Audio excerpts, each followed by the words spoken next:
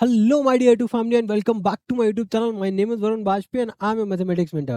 और आज की इस वीडियो से हम स्टार्ट कर रहे हैं अपना सर्कल चैप्टर से रिलेटेड कॉम्पिटेंसी बेस्ड क्वेश्चंस जिनके आने की पॉसिबिलिटी आपके एग्जाम्स में 100% है। ठीक है, तो इससे पहले हम लोगों ने ऑलरेडी बहुत सारे चैप्टर्स फिनिश कर लिए हैं।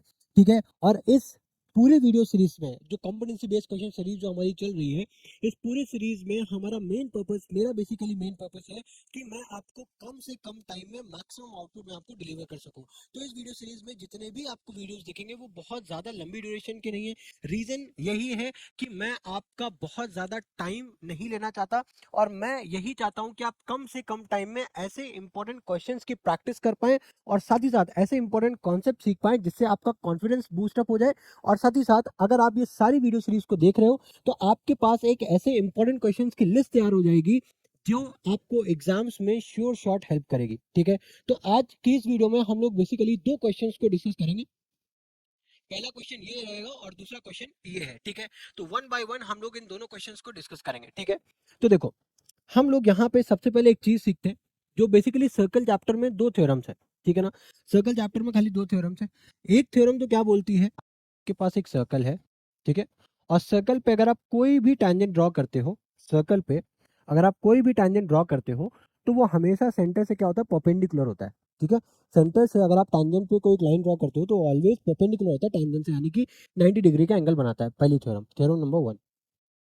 ठीक है, अब अगर थ्योरम नंबर टू की बात करूं तो वो ये बोलती है कि अगर सर्कल के आउटसाइड पे अगर कोई एक आपने पॉइंट लिया है और वहां से अगर आप टैंजेंट्स को ड्रॉप कर रहे हो, ठीक है, तो ऑलवेज टैंजेंट्स की जो लेंथ होती है वो क्या होती है, आपस में बराबर होती है। ठीक है, ये दो थ्योरम्स है हमारी जिसको हम यहाँ पे यूज करेंगे। अब इस क्वेश्चन में अगर आप ध्यान से देखो, एक सेकंड है ना,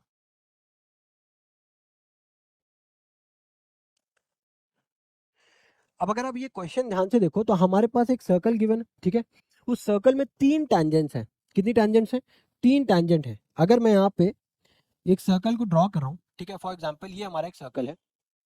ठीक है, ये एक सर्कल है और इस सर्कल से हमारे पास कितनी टैंजेंट्स है, दो तीन टैंजेंट्स है बेसिकली।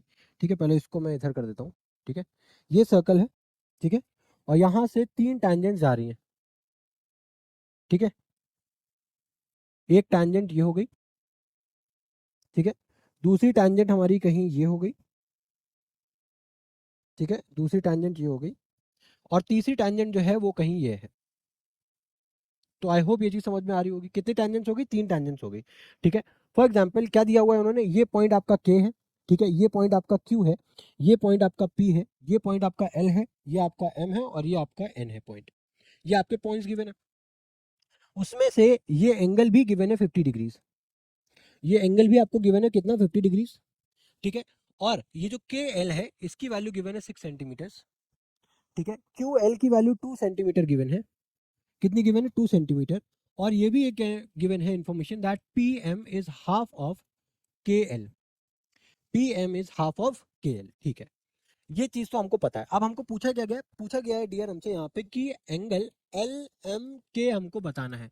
क्या बताना है, एंगल एल एम के, यानी कि ये एंगल हमको फाइंड करना है। ठीक है, तो देखो अब इस एंगल को किस तरीके से फाइंड करेंगे। तो यार एंगल फाइंड करने के लिए हमें पता है कि ट्राइंगल के इंटरनल सम जो होता है उसका समेशन 180 डिग्री होता है। लेकिन उसके लिए हमें कोई भी दो एंगल पता हो तो हम तीसरा एंगल फाइंड कर सकते हैं। ठीक है, तो दूसरा एंगल अगर मुझे ये वाला एंगल भी किसी तरीके से पता चल जाए, अगर मुझे ये वाला भी एंगल किसी तरीके से पता चल जाए तो क्या मैं फिर उसके बाद में ट्राइंगल सम प्रॉपर्टी लगा के एक्स निकाल सकता हूँ। अब बात ये कि इस वाले एंगल को आप निकालोगे कैसे। ठीक है, तो देखो यार, अगर हम एम के और एम एल को बराबर कर दें, एम के और एम एल को बराबर कर दें तो हमें पता है ट्राइंगल के अगर दो साइड्स बराबर होते हैं तो उनके दोनों अपोजिट एंगल्स भी बराबर होते हैं बाय आइसोसेलेस ट्रायंगल प्रॉपर्टी, है ना। तो वहां से हम लोग ये बोल देंगे ये भी 50 है, तो वहां से हम लोग इजीली एक्स की वैल्यू निकाल लेंगे। बस सवाल ये है कि हम लोग निकालेंगे, इसको प्रूव कैसे करेंगे। हमें प्रूव करना है कि ये एंगल भी बराबर है, यानी कि ये दोनों टैंजेंट्स बराबर है, ये हमें ये प्रूव करना है। ठीक है, देखो, ठीक है, अब बहुत ध्यान से समझना। पहली बात तो ये कि भाई ये पॉइंट के जो है ये एक्सटर्नल पॉइंट है इस सर्कल के लिए। ठीक है, और इस के से दो टेंजेंट्स है, एक के क्यू हो गई, एक के पी हो गई।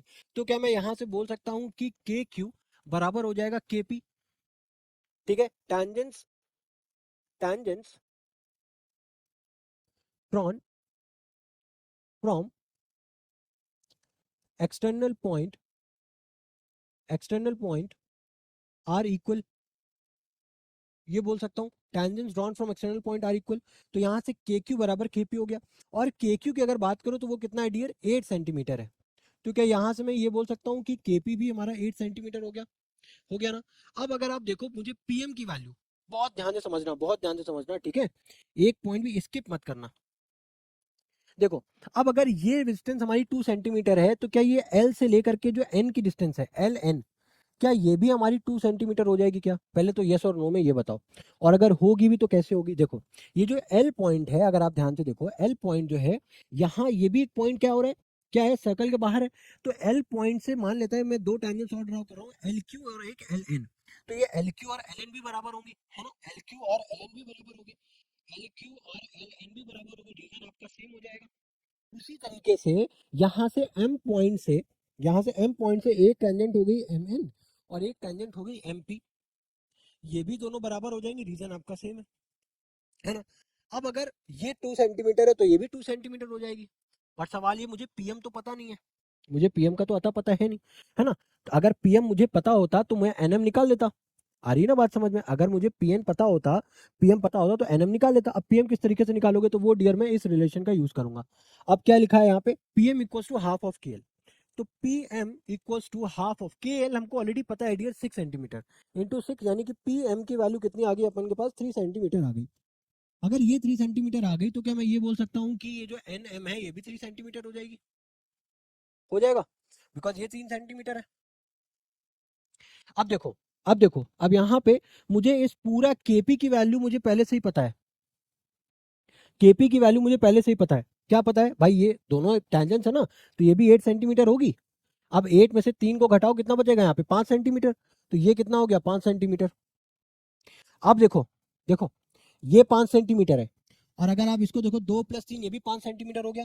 यानी कि अगर मैं इस ट्रायंगल की बात कर रहा हूँ और ये 5 सेंटीमीटर है, तो ये भी 5 सेंटीमीटर है, और ये अगर 50 डिग्री है तो ये भी 50 डिग्री होगा कि नहीं होगा? बाय आइसोसेलेस ट्रायंगल प्रॉपर्टी होगा। तो अगर ये 50 है, ये 50 है, तो यहाँ पे जोड़ो 50 + 50 + x बराबर में 180 डिग्री, ये हो जाएगा 100। 100 को उस तरफ भेजो, 80, 180 में से 100 को घटाओ, कितना बचेगा, 80 डिग्री। यानी कि x की वैल्यू कितनी आ गई अपने पास, 80 डिग्रीज आ गई। आई होप ये चीज आपको समझ में आई होगी, ठीक है। टाइम लिया है, उसका रीजन है बिकॉज मैं नहीं चाहता कि अगर इस टाइप का क्वेश्चन आ जाए तो आपको दिमाग में कंफ्यूजन क्रिएट हो, आपके दिमाग में लॉजिक क्लियर होना चाहिए, ठीक है ना। तो अब इसको, अगर ये क्वेश्चन क्लियर है, अब हम लोग नेक्स्ट क्वेश्चन पे जंप ऑन करते हैं, ठीक है। अब ये क्वेश्चन देखो, अब क्या बोला गया है, in a figure quadrilateral A B C D is circumscribing a circle with centre O, ठीक है। इस क्वाड्रिलेटरल के अंदर एक सर्कल है, ठीक है, जो कि इस क्वाड्रिलेटरल के चारों पार्ट्स को, चारों साइड्स को, ठीक है, आर क्यू पी और एस पे टच कर रहा है, ठीक है। तो पूछा क्या गया है, और ये भी बोला गया है कि एडी जो है, यहाँ पे एडी जो है वो एबी के परपेंडिकुलर है। If radius of in circle is 10 centimetre then find the value of X. यानी कि आपको ए बी की वैल्यू फाइंड करनी है, किसकी वैल्यू फाइंड करनी है यहाँ पे, ए बी की वैल्यू फाइंड करनी है। इसको मैं थोड़ा सा जूम आउट कर दे रहा हूँ, आई थिंक अब क्लियर होगा, ठीक है। या आपको यहाँ पे ए बी की वैल्यू फाइंड करनी है, ठीक है। अब अगर ए बी की वैल्यू आप फाइंड करोगे, किस तरीके से करोगे, ये देखो, देखो भाई, ए डी जो है वो ए बी के परपेंडिकुलर है ना। अब अगर यहाँ पे मैं इसको ज्वाइन करता हूँ, ठीक है, इसको मैं ज्वाइन कर रहा हूँ, ओ को पी से ज्वाइन कर रहा हूँ, तो बताना जरा, ये ए बी क्या है, एक टैंजेंट है, और ओपी क्या है, उस पे ओपी एक रेडियस है, ठीक है। रेडियस हमेशा टैंजेंट से क्या बनाती है, 90 डिग्री का एंगल बनाती है। तो यानी कि ये भी आपका क्या हो गया, 90 डिग्री का एंगल हो गया, ये भी आपका क्या हो गया, एक 90 डिग्री का एंगल हो गया। समझना, हाँ, पहले मैं जो बोल रहा हूँ उसको ध्यान से समझना, ठीक है। ये भी आपका 90 डिग्री हो गया।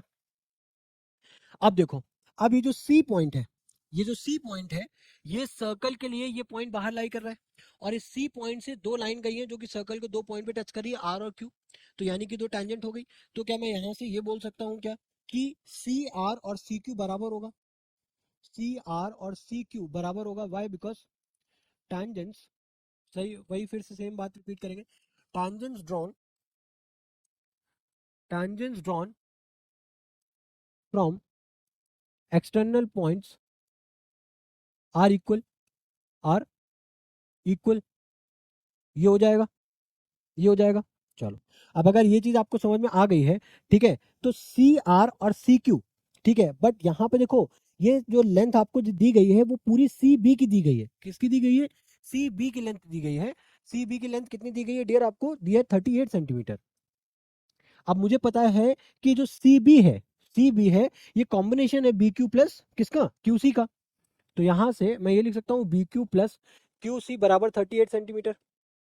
अब ये जो क्यू सी है उसकी वैल्यू 27 सेंटीमीटर है। भाई सी आर और सी क्यू बराबर है ना।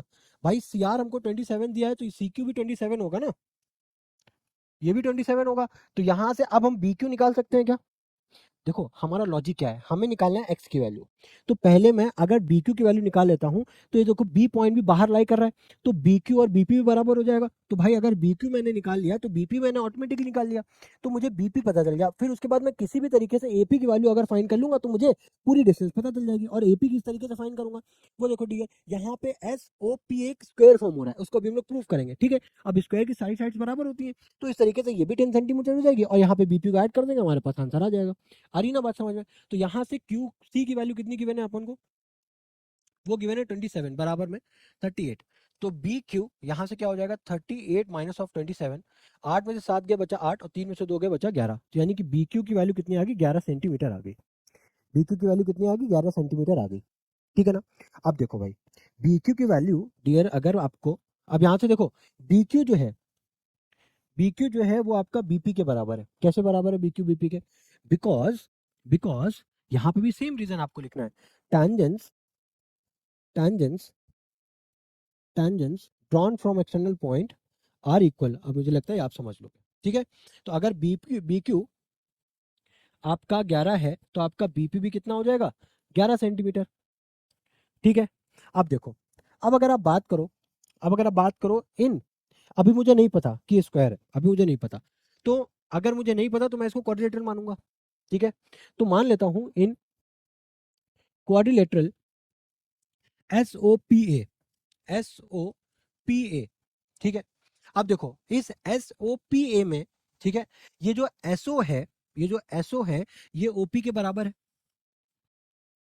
ये एसओ जो है वो ओपी के बराबर है। कैसे बराबर है? कैसे बराबर है? बिकॉज दोनों ही क्या है? रेडियस है सर्कल की, रेडियस ऑफ सर्कल, है ना। एसओ जो है, एसओ जो है वो ओपी के बराबर है, दोनों क्या है एक दूसरे के? भाई रेडियस है तो इस वजह से बराबर होगा। ठीक है, अब देखो, अब यहाँ पे अगर आप देखो angle O P A, angle O P A जो है वो बराबर है आपका 90 डिग्री। वाई? बिकॉज हमें पता है थ्योरम नंबर 1 से कि रेडियस इज ऑलवेज परपेंडिकुलर, यहाँ पे लिख दे रहा हूँ, perpendicular to radius, sorry to tangent. ठीक है, परपेंडिकुलर टू टैंजेंट। ठीक है, तो यहाँ पे ओपीए भी हमको मिल गया कितना है? 90 डिग्री। अब angle S A P already हमको 90 डिग्री गिवन है, एंगल एस ए पी हमको ऑलरेडी 90 डिग्री गिवन है, ये पार्ट हमको ऑलरेडी गिवन है। ठीक है, ये पार्ट ऑलरेडी हमको गिवन है। अब अगर ये चीजें हमको गिवन है, बहुत ध्यान से समझना, अगर एडजेसेंट साइड्स बराबर है, एडजेसेंट साइड्स मतलब ओपी और ओएस अगर एक दूसरे के बराबर है, और देखना, और देखना, और एडजेसेंट एंगल्स बराबर है, एडजेसेंट साइड्स बराबर है, एडजेसेंट एंगल बराबर है और वो 90 डिग्री है, तो इसका मतलब ये जो quadrilateral S O P A है वो क्या है? आपका एक स्क्वायर है, इज स्क्वायर। यहाँ पे लिख भी देना, यहाँ पे लिख भी देना, hence adjacent angles and adjacent sides are equal, that's why quadrilateral SOPA is a square। ठीक है, अब अगर SOPA एक स्क्वायर है तो वहां से आप ये लिख सकते हो कि AP, hence AP is equals to 10 centimetre. और अब आपको क्या निकालना था डियर? आपको निकालना था बेटे AB निकालना था। क्या निकालना था? AB निकालना था। और AB जो है ये कॉम्बिनेशन है AP प्लस PB का, कॉम्बिनेशन है AP प्लस PB का। और AP आपने अभी जस्ट निकाला है 10 सेंटीमीटर। ठीक है, और अभी आपने बीपी कितना निकाला है? 11 सेंटीमीटर। तो टोटल कितना हो जाएगा डियर? 21 सेंटीमीटर। आगे बात समझ में आ गई? आई होप ये दोनों क्वेश्चन बहुत ही अच्छे तरीके से आपको समझ में आए होंगे डियर। अगर नहीं भी समझ में आया ना तो एक बार फिर से रिवाइंड कर लो, एक बार फिर से रिवाइंड कर लो। कभी कभी चीजें एक बार में समझ में नहीं आती हैं, ठीक है, उसमें कोई बात नहीं, उसमें आपका फॉल्ट नहीं है। ठीक है, कुछ क्वेश्चन होते ही ऐसे हैं ठीक है, जो एक बार में समझ में नहीं आता है। अगर ऐसा केस हुआ करे तो आप ये मत सोचा करो अरे यार मुझे लगा है सर समझा ही नहीं पाए, बेकार है, फर्जी पढ़ा दे। एक बार उसको फिर से रिवाइंड करो, एक बार उसको फिर से रिवाइंड करके देखो, हो सकता है उसके बाद समझ में आ जाए। ठीक है, अगर फिर भी नहीं आ रहा है डियर, तो उसके बाद फिर खुद से एक बार प्रैक्टिस करो। क्योंकि देखो जो भी हम लोगों ने यहाँ पे कॉन्सेप्ट डिस्कस किया, ऐसा तो नहीं है कुछ मैंने एक्स्ट्रा ऑर्डिनरी थिंग यूज कर ली जो आपको नहीं पता थी। वही बेसिक कॉन्सेप्ट यूज किए, है ना, वही बेसिक चीजें यूज की। अब यहाँ पे लिखने की जरूरत भी नहीं थी। आप यहाँ पे एक स्टेटमेंट भी लिख सकते थे, आप यहाँ पे एक स्टेटमेंट भी लिख सकते थे कि हेंस, अगर बस आपको इतनी चीज बतानी थी कि एसओ और ओपी बराबर है, रेडियस है, ठीक है, और एंगल ओपीए और एंगल एसएपी ये भी बराबर है 90 डिग्री। तो एडजेसेंट एंगल और एडजेसेंट साइड्स अगर बराबर है तो वो क्वाड्रिलेटरल आपका क्या हो जाएगा, स्क्वायर हो जाएगा। बस इतनी सी बात आपको लिखनी थी और आपका पूरा क्वेश्चन हो गया। ठीक है, तो आई होप ये दोनों क्वेश्चंस आपको बहुत अच्छे से समझ में आए होंगे। ठीक है, तो इसी के साथ मिलते हैं आपके साथ नेक्स्ट वीडियो।